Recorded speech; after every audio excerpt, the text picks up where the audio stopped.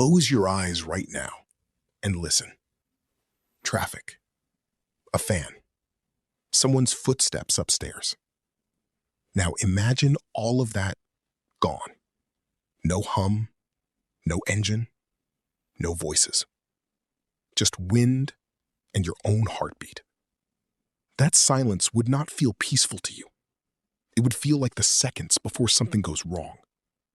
Because for most of human history, silence was never neutral.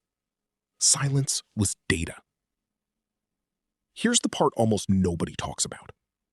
Ancient humans didn't survive the wilderness by watching it. They survived it by listening to it. And the sound that mattered most wasn't a growl or a scream. It was the absence of birdsong. Think about a forest on a normal morning. Birds calling constantly, insects buzzing, small animals moving through brush. That noise is a baseline. It means the area is safe enough for 100 small creatures to go about their business in the open. Now, imagine that noise stops. All at once. Every bird goes quiet in the same 3 seconds. That is not random. That is a warning system older than humans themselves. Biologists have a name for it now: the acoustic alarm network. Birds and small mammals react to predators by falling silent or by calling out specific alarm signals. And other species nearby recognize those signals, even across different species entirely. A monkey's alarm call can warn a bird. A bird's silence can warn a deer. Researchers studying these systems found that many prey animals share a common signal vocabulary, shaped by millions of years of predators moving through the same forests. Ancient humans lived inside that network every single day. They didn't just hear the forest, they read it. And they had to, because a human being has almost none of the natural defenses that make silence survivable.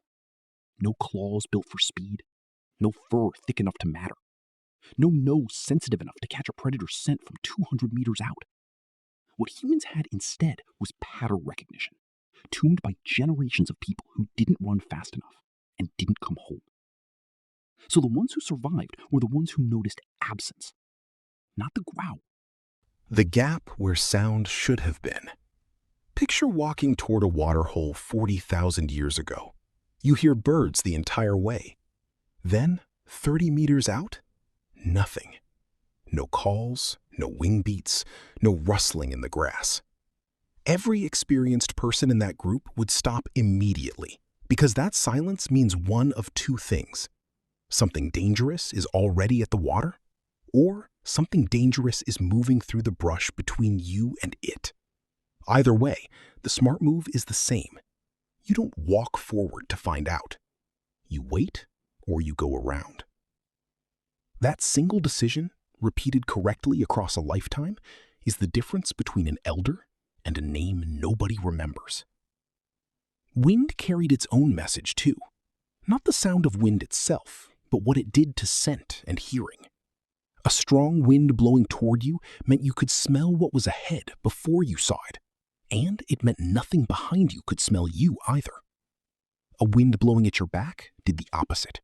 It carried your scent forward, announcing you to anything downwind, and it stole your ability to hear anything approaching from behind.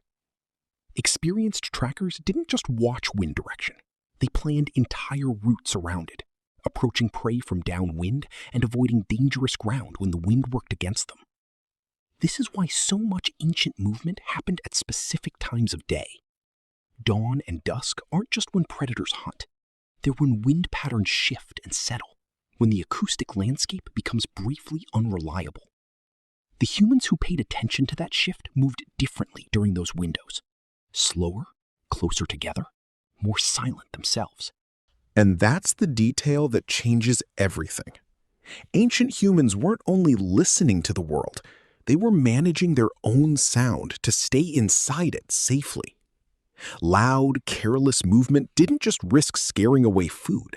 It broadcast your exact location to anything nearby that could kill you in seconds. Groups moving through dangerous territory learned to walk without unnecessary noise, to keep children quiet near tree lines, to communicate in low tones or hand signals when the silence around them felt wrong. Modern trackers who've studied with hunter-gatherer communities describe this as reading the forest's mood. Every environment has a normal soundscape, and anyone who spends enough time in one location learns it without realizing they've learned it. A slight change registers as unease before the conscious mind can explain why. That unease isn't superstition. It's tens of thousands of years of selection pressure, expressed as a feeling in your chest before you've heard anything at all. You still have it, by the way. That's the strange part. Walk into an unfamiliar quiet room and something in you tightens slightly before you've identified a single reason why.